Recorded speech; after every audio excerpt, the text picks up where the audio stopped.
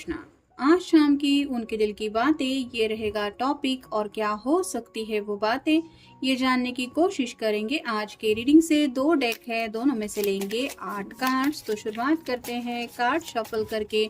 General collective reading है, जिस वजह से हो सकता है कुछ कार्ड्स आपके साथ रेजोनेट करे या फिर पूरा का पूरा रीडिंग, इट डिपेंड्स। और अगर कुछ भी रेजोनेट नहीं कर रहा है तो प्लीज रिमेम्बर ये रीडिंग किसी और के लिए हो सकता है।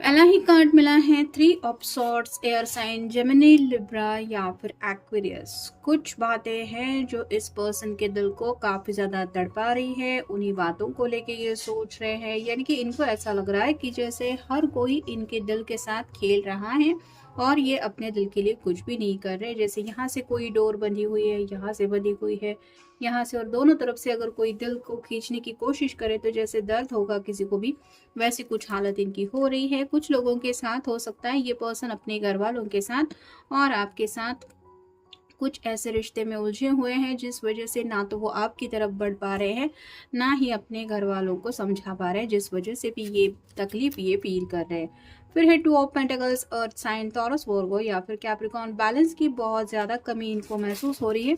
जैसे यहाँ पे ये इसको संभालने की कोशिश कर रहे तो ये ऊपर हवा में उड़ रहा है, वैसे ही इनको लग रहा है कि एक साइड अगर ये संभालने की कोशिश कर रहे हैं तो दूसरा इम्बैलेंस हो रहा है, जिस वजह से कोई भी ऑब्वियसली परेशान हो ही जाता है।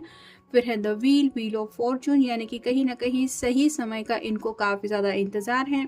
जैसे ये एक ही पैर पे खड़ी होके अपना बैलेंस बनाने की कोशिश कर रही, वैसे ही आपके पर्सन को लग रहा है कि वक्त उनका जो है वो बहुत ज़्यादा कड़ा इम्तिहान ले रहा है, जिस वजह से इनके लिए ये टाइम पीरियड जो है वो थोड़ा सा टफ टाइम है। फिर है page of cups, water sign, Cancer, Scorpio या फिर पाइसिस। ये पर्सन तो काफ़ी ज़्यादा ख्यालों में खोए हुए हैं। ऐसी बातें उनके दिलो दिमाग में आ रही हैं जो लॉजिकली नहीं है, यानी कि जैसे यहाँ पे हवा में कोई उड़ रहा है, या फिर रोमांटिक कनेक्शन को लेके भी आप कह सकते हैं कि ख्याली पुलाव कुछ ऐसे पका रहे हैं जो उनको लग रहा है कि क्या पता कभी ये बातें सच होने वाली भी है या नहीं। फिर है द मून, पाइसिस का कार्ड है, तो जैसे यहाँ पे चांद है वैसे ही इनके मन में काफ़ी कुछ ख्याल आते रहते हैं। जैसे चांद हमेशा एक ही शेप में नहीं रहता, हर रोज़ चांद का जो शेप है वो बदलता रहता है, और जैसे अमावस्या का दिन होता है उस दिन तो पूरी तरह से चांद गायब ही हो जाता है। वैसे ही आप कह सकते हैं अप्स एंड डाउन्स के रोलर कोस्टर पे ये पर्सन काफ़ी ज़्यादा सवार है, जिस वजह से काफ़ी ज़्यादा ये गुस्से में भी रहते हैं और इनके मूड स्विंग्स काफ़ी हद से ज़्यादा बढ़ गए हैं और इन्हें खुद समझ में नहीं आ रहा कि अब अपने मूड्स को कैसे संभालें। ये मूड स्विंग इसलिए भी हो रहे हैं क्योंकि आपके साथ जो दूरियां इनको महसूस हो रही है वो उन्हें बहुत ज़्यादा तड़पा रही हैं। फिर है ace of swords, air sign Gemini, Libra या फिर एक्वेरियस। कुछ क्लैरिटी आपको भी देना चाहते और शायद अपनी फैमिली को भी कुछ क्लियरली बोलना चाहते, लेकिन जैसे यहाँ पे सीढ़ियाँ सीढ़ियाँ है, यहाँ पे नीचे तक का रास्ता हमें नहीं दिखाई दे रहा, वैसे ही अपने ही ख्यालों में ये पर्सन काफ़ी ज़्यादा उलझ गया है, जिस वजह से आप कह सकते हैं पहला जो कार्ड मिला था कि काफ़ी ज़्यादा दर्द ये महसूस कर रहे हैं अपने दिल में। फिर है द चैरियट, ये दिल से तो चाहते हैं, जैसे व्हील ऑफ फॉर्चून के बिल्कुल नीचे ये कार्ड आया है कि वक्त इस तरह से स्पीड में बदल जाए कि पल भर में उनकी जो भी ख्वाहिशें हैं वो पूरी हो जाएं, यानी कि अब वेट एंड वॉच की एनर्जी इनके अंदर बिल्कुल भी नहीं है, या फिर आप कह सकते हैं कि सब्र से काम लेना अब इनके बस की बात ही नहीं है, ऐसी इनकी हालत हो गई है। और फाइनल कार्ड है ace of wands, fire sign Aries, Leo या फिर सैजिटेरियस। एसेस हमेशा न्यू बिगिनिंग को दर्शाते हैं। तो एस ऑफ सॉर्ड भी मिला है और एस ऑफ वैंड भी मिला है, जो बताता है कि ये कम्युनिकेशन को लेके कुछ क्लैरिटी लाना चाहते हैं। साफ साफ बातें हो सकता है आपको बताना चाहते हैं या फिर अपने घर वालों को, क्योंकि जैसे यहाँ पे फायर दिखाई दे रहा है वैसे ही ये अंदर से जल रहे हैं, तड़प रहे हैं और इस तड़प का एहसास ये करवाना चाहते हैं। अब देखते हैं बाकी के कार्ड्स। कॉन्शियसनेस में इनके बदलाव हो रहा है, यानी कि अब तक अगर रोजमर्रा की इनकी जिंदगी यही थी कि उठो, जॉब पे जाओ, काम करो, खाना खाओ, सो जाओ, तो उसमें काफी ज्यादा बदलाव आ रहे हैं।